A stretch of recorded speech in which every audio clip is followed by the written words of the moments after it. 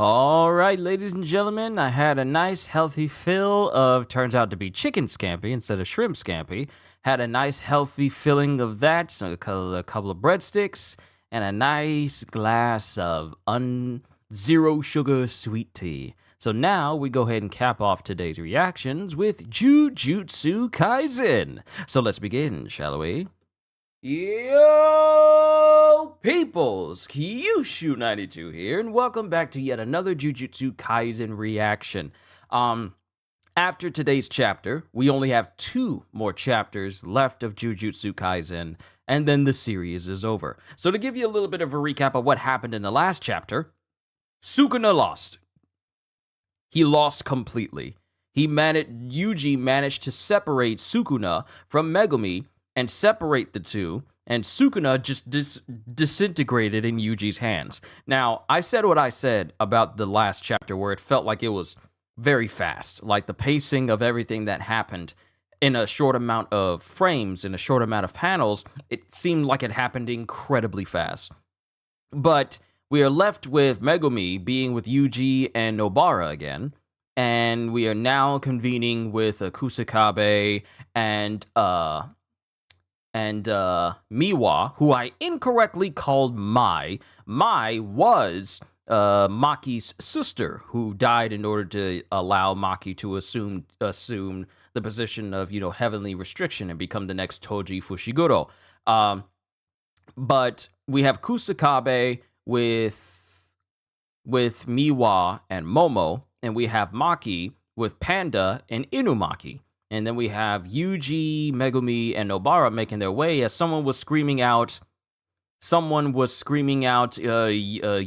you jerk. So, my assumption is it's Rika screaming at Yuta because Yuta may be stuck in Gojo's body. And that was my assumption in the last reaction. So let's see what happens in chapter 269, Considerations. And we cut to this old building. And it says Dekakatsu Ultra Sale. I don't know if this is the building name, but we cut to this very old building, and we have Mei still with that forward-facing, face-covering braid, and she's looking at what looks to be an old lady with one eye closed and one eye, like, really wide open, like Robin Williams Popeye style. No. It's Maki screaming this at Yuta. It's Maki who's screaming at Yuta. Okay, so now I can piece together what exactly, sorry, I don't need these because I'm not looking at a video just yet. But from my understanding, I thought it was Maki and her company who was making their way to Yuta. But it turns out that that Yuji and company were the last people to arrive. So when Yuji and company were walking towards the building and we heard someone screaming, Yuta, you jerk, it was actually Maki because she was already there. And she's screaming at him going, Yuta, you jerk! It's not okay just because you're back in your old body. And then it cuts to Megumi, who goes, Maki? Oh, Megumi, how are you? My head is kinda spacey. Is that because of Unlimited Void? Are you really okay? And this is Yuji speaking to Megumi. I want to apologize to everyone. Do it later. Anyway, you have nothing to apologize for. And she's just shooing it away. But, actually, I do. And then we cut to Kusakabe, who goes, It's Gojo's fault for not killing Itadori way back then. And Itadori is a victim of Kenjaku's jujutsu terrorism. I was in favor of your execution, Itadori. I'm only here because of Yaga. And I won't say that I was wrong or I told you so either. Each person's truth brought us to this outcome. So you guys don't need to feel guilty. Just be kids and let the old guys hang their heads. Okotsu-senpai, and this is Yuji. How did you return to your body? I owe it to Rika. When she didn't follow me into Gojo-sensei's body, I thought I had lost my connection to her. But Rika was using a reverse curse technique to repair and sustain my body, which Ieri had worked on. When Kenjaku's curse technique burnt out due to the domain, I thought I was dead, but And then we have Mei who's there, who goes, there was a minor miscalculation. Kenjaku was still active after the opening of the domain. I suppose it was possible to somehow divide multiple curse techniques to continue functioning, probably through barrier techniques. A millenarian and a fresh copy won't be equally precise. And then it cuts to, I think this is Okotsu, who goes, after recovery of the curse technique, I was near death and Rika was an external curse technique. We reconnected and I survived. Sorry for making everyone worry. And then Panda goes, who cares about all that? And mind you, Panda is very small and he's on Yuta's back. Actually, I think she continues going, Maki continues going, who cares about all that? The issue is that if you had acted properly, we could have won more easily. First, consider the surprise attack on Kenjaku. I should have done that. Then there's the plan involving Higuruma's sword. Combined with Togei's remote cursed speech, we'd have won easily. We should have had Higuruma carrying a recording. And then we have Inumaki, who's inwardly thinking, it is impossible to activate multiple instances of cursed speech simultaneously. Playing cursed speech from a recording counts as one instance, so only one voice recording is possible. And then we cut to Aoi Toto, who's there as well. But my boogie woogie can't target you, Maki. Even Okotsu pulling off the surprise attack without my assistance was risky. Besides, Rika's strength was necessary for stopping cursed spirit manipulation from raging out of control. Then we have Panda. And Togei's curse speech and reduced recoil had reduced recoil because of the timing. If we used it when Sukuna was in better condition, the kickback would have been fatal. Salmon roll. Then we have Higuruma's okay. We haven't seen him. He's alive. He's okay. I was so sure that something had happened to Higuruma. I thought we lost him. He's okay. Higuruma is okay. Higuruma is okay. Sukuna was playing around. He could have killed me any time. If Okotsu had been around, he would have killed me instantly. Besides, cursed speech is easy to counter, right? I'm the one who decided we should use it inside Okotsu's domain barrier without any external components. After all, harmful acts are impossible inside my domain. Nonetheless, it's amazing that someone who became a sorcerer 2 months ago survived. But you might say that's unfortunate. It is. It is amazing that someone who just became a sorcerer 2 months ago survived an encounter with the King of Curses and lived to tell the tale after being attacked by him directly. I feel like this chapter is going to be a lot more meatier than the last one we got. And then it cuts to Yuji, who's looking, and then Maki goes, still! Those foreign helpers. If they'd been there at the start, things would have been different. Speaking exclusively about, what is it? Laro, or is it Luro? Laro, and Miguel. And Miguel is sneezing because someone's talking about him. And everyone is looming, thinking how much easier everything would have gone if they had just planned things out better. And everyone's looming over Yuta, who now has a stitch across his forehead, just like Kenjaku, because, you know, he copied his technique, so his head is pretty much stitched together, just like him. But they said they wouldn't come, and I said they might. But they came. Easy, you two, and this is Yuji. Thanks to Okotsu-senpai's cursed tool, I was able to hide my fingers. Wouldn't gloves have worked? Go to a hardware store. Thanks to Okotsu-senpai, we prevented Sukuna's second domain. I'm saying it could have worked out before that. And Yuji doesn't really have anything to say. And then we have Kinji Akari. Good thing waiting inside Rika was possible. We were able to follow up with an attack immediately after Gojo, and that drew Uraume away from Sukuna early, and that's thanks to Okotsu.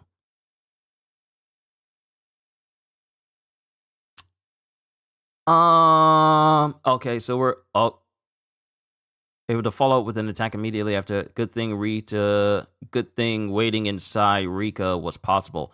Oh, they were waiting? Wait.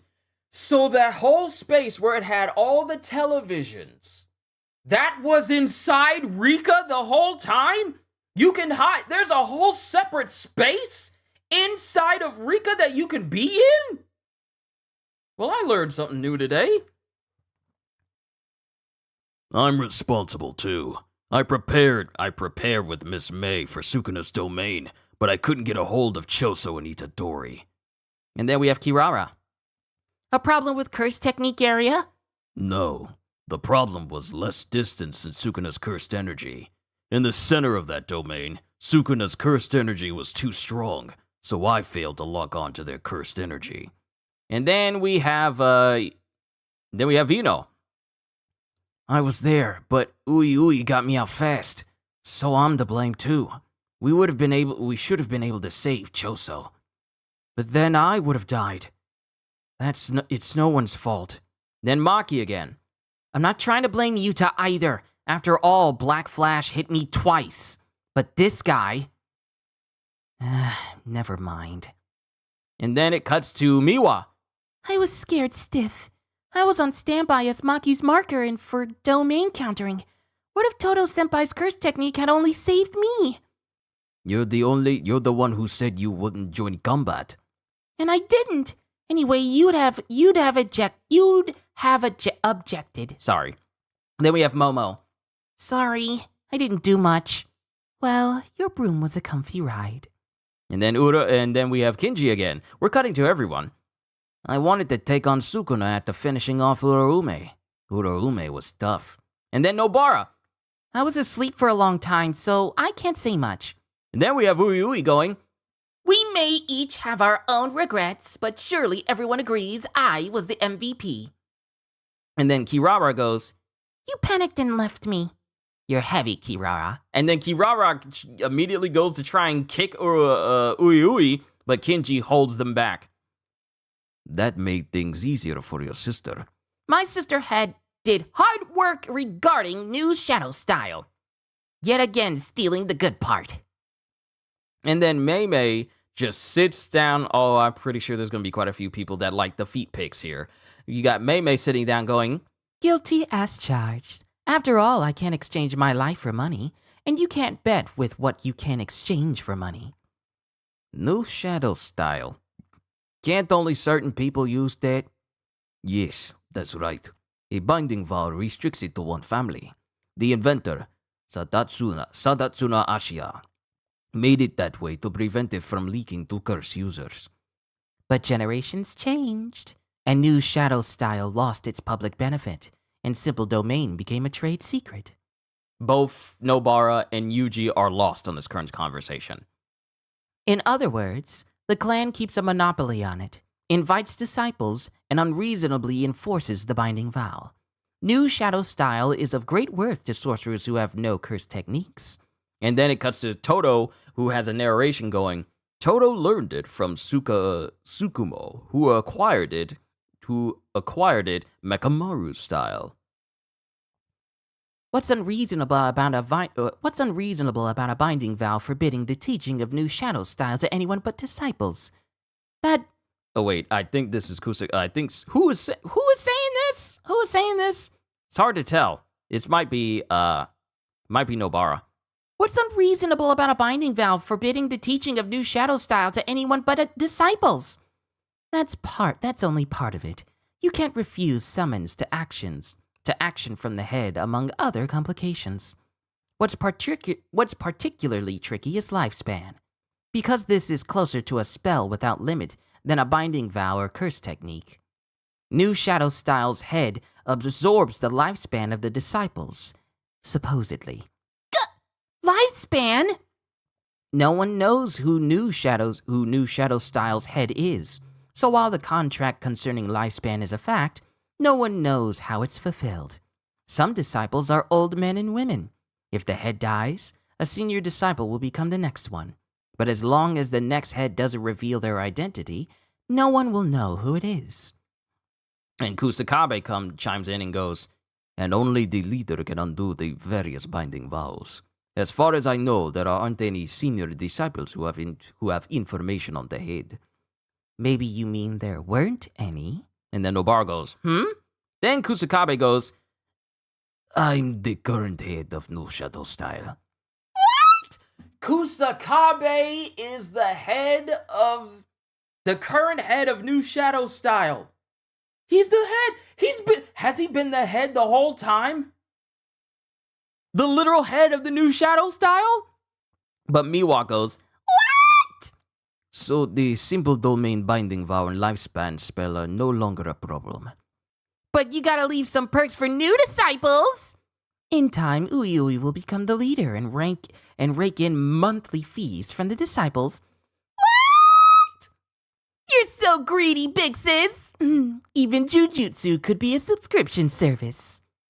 And then apparently we go back in time as Mei Mei is speaking to this old lady with the one eye that we saw. How much? How much? I'm talking about your life. How did you find me? And how did you know I'm the leader? I heard from someone in the know. But no one should know that. You intended to increase the number of disciples to stand alongside the big three families, and then control Jujutsu headquarters and the sorcery world, didn't you? Tengen! It would take a long time, but absorbing lifespan from disciples must have been a means for living to someday see something. You can't exchange such ambition for money. And now, the Zenin clan has fallen into ruin, so if the Kamo and Gojo clans both fall in the final battle. Anyways, what's more important than money? What's more important than money can't be protected without money. If there wasn't exclusive control of simple domain, some sorcerers wouldn't have had to die. You were trying to make my little brother defective, so this was bound to happen. And who is this old lady? Because the old lady goes, Tengen! But this isn't Tengen. But apparently this old lady was trying to do something to Uyui. And apparently Mei Mei had her crows kill this person. Because all we see is just a pool of blood from the entrance of the building where this old lady is at. And Mei Mei's gone. This leaves me with questions. This definitely leaves me with questions.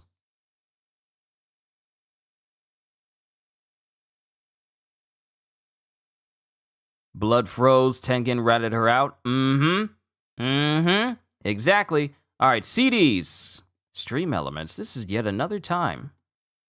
I'm going to bring that up in a separate tab because I need to learn how to do that. Yo, also, did the whole Yuta body thing get sorted off screen? And if so, what did they do with the body of Gojo? Yay, he's alive. I'm actually really happy about that. I love Higuruma. I love Higuruma as well. That's the end of the chapter.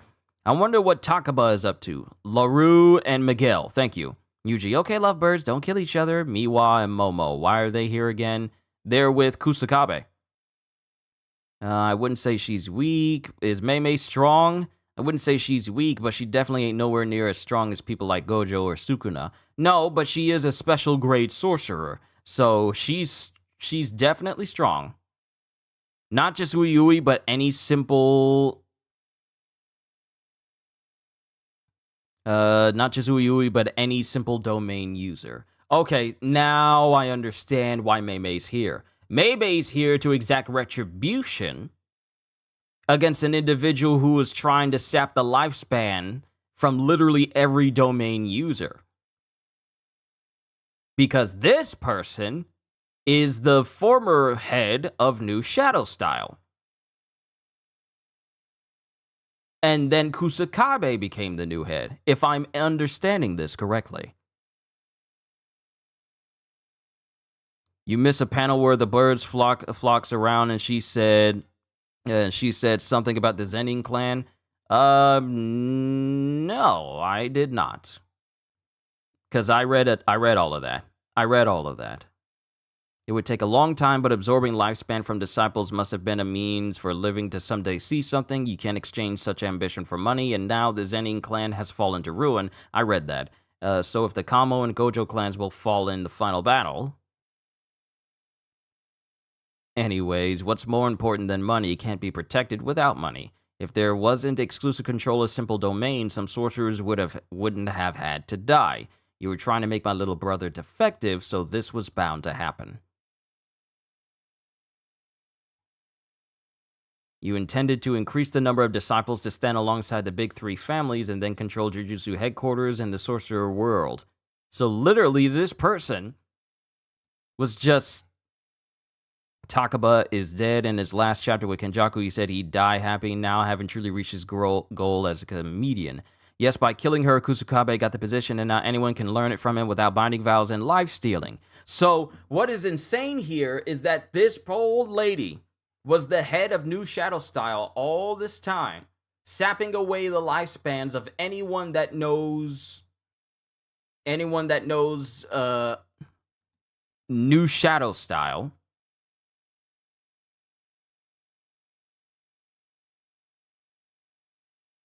Yeah, anyone that knows New Shadow Style. Let's see, what particularly is lifespan? Because this is closer to a spell without limit than a binding vow or curse technique, New Shadow Style's head absorbs the lifespan of the disciples, supposedly. No one knows who the New Shadow Style's head is, so while the contract concerning lifespan is a fact, no one knows how it's fulfilled. Some of the disciples are old men and women. If the head dies, a senior disciple will become the next one, but as long as the new head doesn't reveal their identity, no one will know who it is. So... keep in mind, this all happened before Gojo versus Sukuna. Yes, because this is a flashback. So, Mei killed the former leader of New Shadow Style before the Gojo versus Sukuna fight, which made it so that anyone who was using New Shadow Style didn't suffer from having their lifespan drained or had to be under that whole binding vow, because only the head can change the parameters of the binding vow or just remove it completely.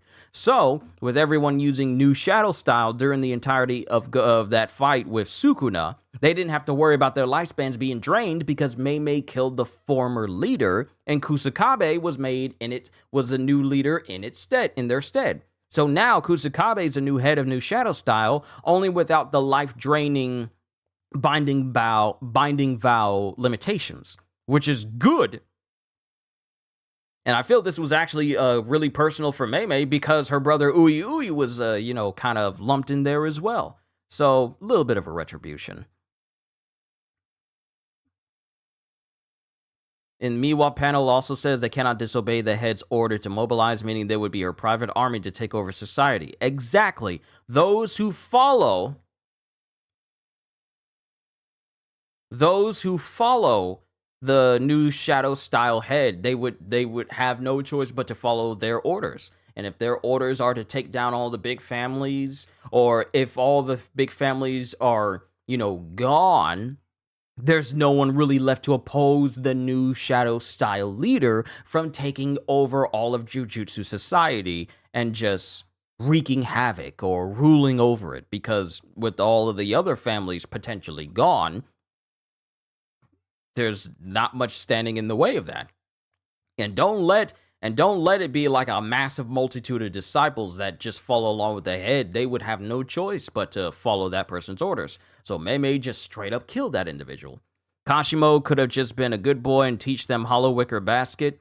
True, that's true. Hollow Wicker Basket is kind of busted, and it does the job without the need of sacrificing a little bit of your lifespan in order to, be able to defend yourself from domain stuff. However, at least we got an explanation of just what Shadow Style is.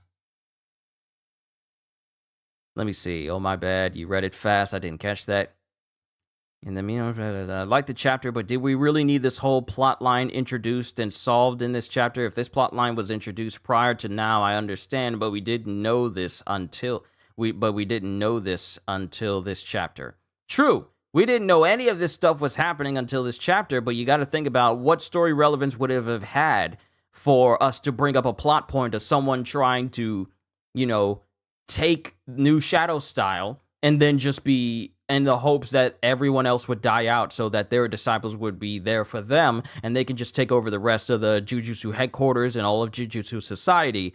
That lumped in with Sukuna, lumped in with Kenjaku at the time, it just felt like it would have been much. It felt like it just would have been too many endgame bosses happening at one time. So I feel like I don't mind this being addressed now, because I can't see a reason for it to be included beforehand, and then everything that we just got with the Inhuman Makio Shinjuku Showdown, it being integrated in there, and then that's just one more loose end we got to worry about. So I don't mind this whole thing being brought up now, and then resolved now, so now we can dedicate the final 2 chapters to literally something else. Like what happened to the Culling game, because that's still something we need to find out the end of that no one has said anything about. That whole game. Did it end when Sukuna died? To be fair, during the Sukuna fight, they did address it, and Mei did have a panel saying she took care of the binding vow issue to teach it. Right. So it has been addressed. Sorry, it's been so long. It's been so long, and I don't remember every single detail about what happened when Mei was talking about the whole binding vow limitations of New Shadow Style. It's been so long, so forgive me if I don't remember.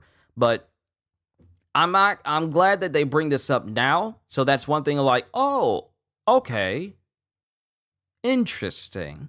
So that's one less thing we got to worry about, because I guess that's just one little loose end that was brought up, and they just resolved it.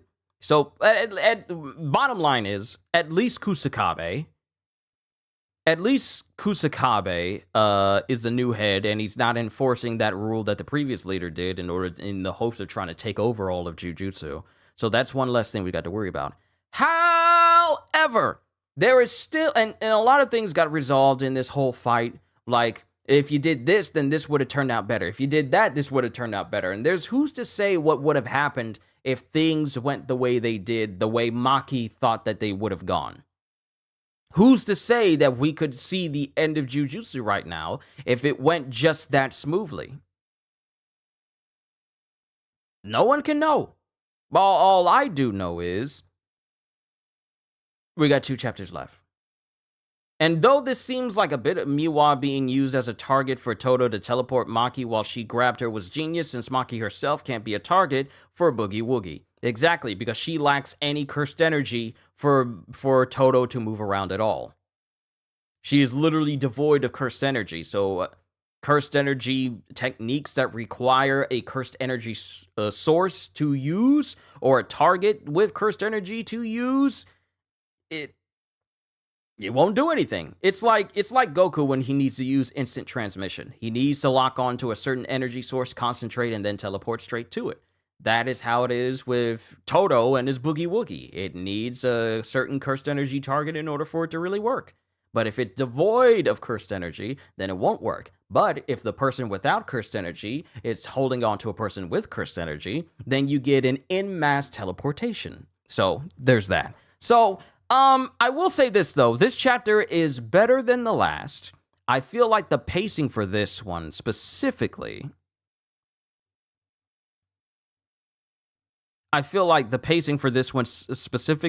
was a lot better than the last one. Because like I said in my last reaction, the pacing for the last chapter, it felt fast. In comparison to a lot of things that in a lot of chapters that I read, that last one felt like it was a bit fast, like how everything was resolved in a very short amount of time.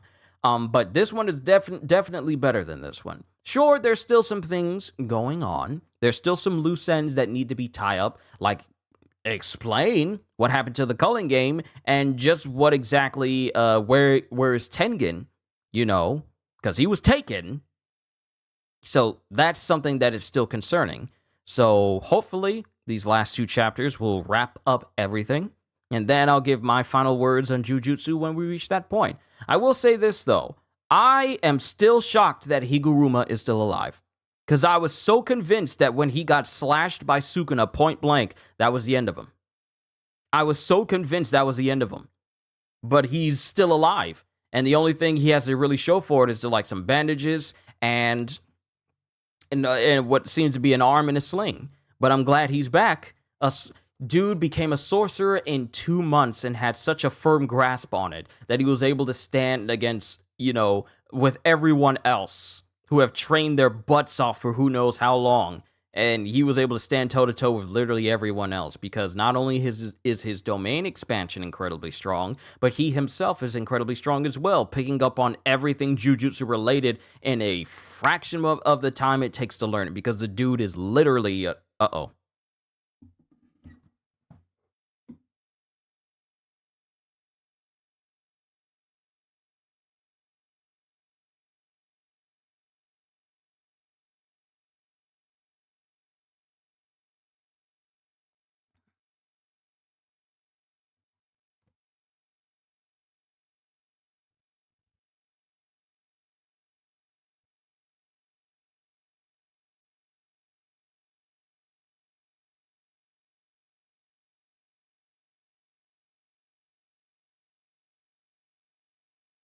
All right, we should be good now. We should be good.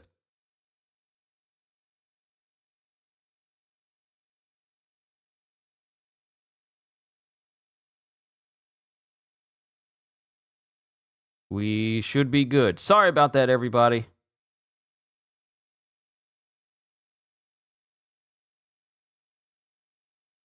Let me refresh my page and then listen to what I said, and then I'll go ahead and wrap it up because I feel like I said everything that I needed to say.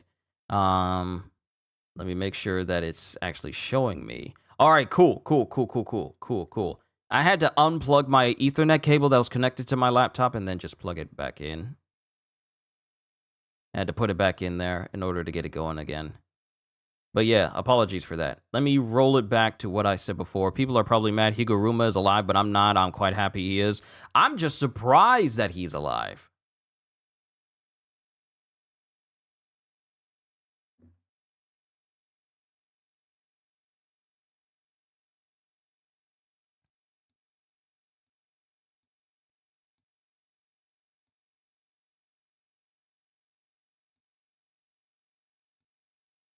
I'm back, chapter 258 for Mei Mei. Okay, what was the last thing that I was saying? What was the last thing I was saying? Because it won't let me go back. It won't let me go back to what I was doing the entire time. It goes back to where it stopped and then continued. What was the last thing that I said?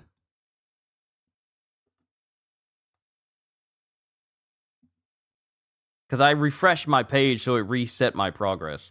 But what was I talking about? I think I was talking about Higuruma. I was talking about Higuruma and how much of a genius he is on how he picked up on the concepts of cursed energy and, cursed techniques in such a short amount of time. So you were talking about Naoya being best. No, I was not. Don't even try and gaslight me because it won't work. It won't work. I remember. I was talking about Higuruma and how the dude is a legend for being a genius in terms of like curse techniques and whatnot. So I'm actually, sorry, food burps there. My apologies. Actually talking about how this dude was able to, stand next to everyone in such a short amount of time of learning what his curse techniques can do and just the concept of cursed energy as a whole. Dude even learned how to use reverse curse technique in such a short amount of time just from being around everyone else and witnessing how it was done. So I am actually happy that Higuruma is still alive. Because he offers like a different sort of levity when it comes to the characters within this series. But overall, I really like this one. I like this chapter. I was a bit confused near the end, but Shade Knight gave me a little bit more insight on what this meant for the chapter. Actually, let me do this. Let me see. Do they have a synopsis? Let me see. Nope, they still don't have a summary or a synopsis. I would have liked to learn a little bit more. But oh well. I'll worry about it later. Thought he was talking about him supporting Mei's endeavors, Yuta, Yuji, Megumi, Higuruma, Takaba, Sukuna, etc. There are way too many people, characters, and narratives call having potential equal to Satoru Gojo.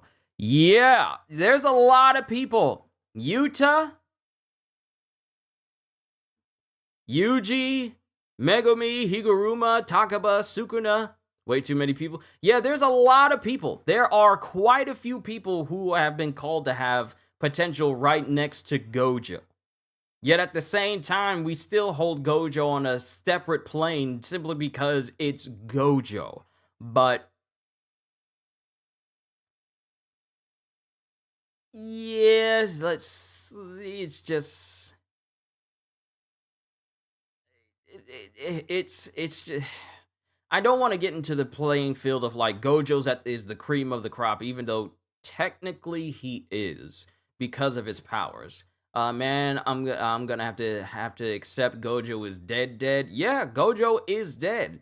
He's gone. Gojo is gone. He's not coming back. He's not coming back. I know people really wanted him to be back and come back somehow, come back to life. I know someone was talking about, like, what if they figure out a way to bring Gojo back to life? But I'm like, you can't have this man talking to his friends in the airport of the afterlife and then be all like, oh, we're just going to bring him back.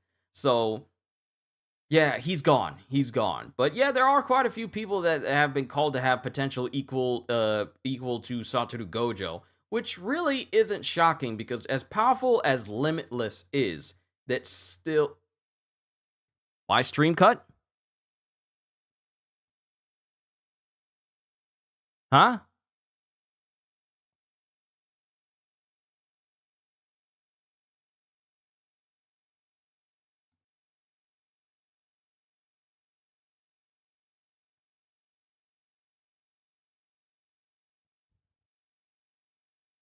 What in the world?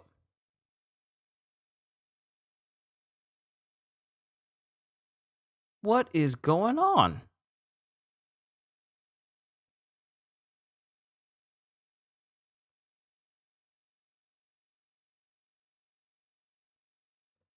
That's weird. Okay, time to wrap it up.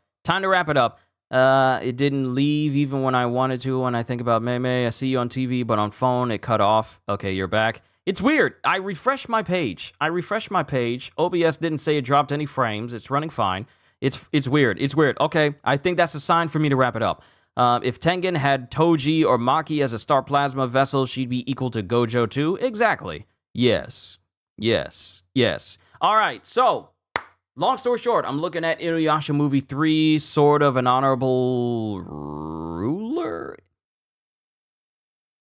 Yeah, if Tengen had Toji or Maki as a star plasma vessel, they'd probably be equal to Gojo, because only a person with Toji or Maki's capabilities, the inhuman levels of power and whatnot, yeah, but here's the thing, wouldn't that technically lock Tengen out of using curse techniques if Tengen's vessel is one that is completely devoid of cursed energy? How would that work? How would Tengen use someone with heavenly restriction as a vessel? How would that work overall? Questions for later. I'll worry about it later. But I'm done. Ladies and gentlemen, I've kept you here long enough, and there's been the last bit of a sketchy internet there at the end. I do apologize for that. I hope your immersion hasn't been ruined because of that. And if you made it to the end of the stream, then, well, thank you. You make this job so worthwhile. And looking forward... I'm looking forward to seeing what the last 2 chapters of Jujutsu Kaisen have to offer. But this was an interesting chapter, and we got to see what the last 2 do. Hopefully, Gege is able to wrap up everything those last 2 chapters before the series comes to an end, and then I'll give my final thoughts on it. But in comparison to the last chapter we got, this one was significantly better. But I'm done. To Shade Knight, thank you for the insight on this chapter so I could understand it a little bit better. Mei is ruthless when it comes to, just taking people out. Literally murdered that person with the murder of crows. Literally. But yeah, I'm done. All I can say to everyone, if you made it to the end, is hope you all enjoyed. Can't wait to see you all in my next video. Like, comment, and subscribe if you haven't already, because I am always looking forward to entertaining you. So have a fantastic day. And once again, as always, later, peoples!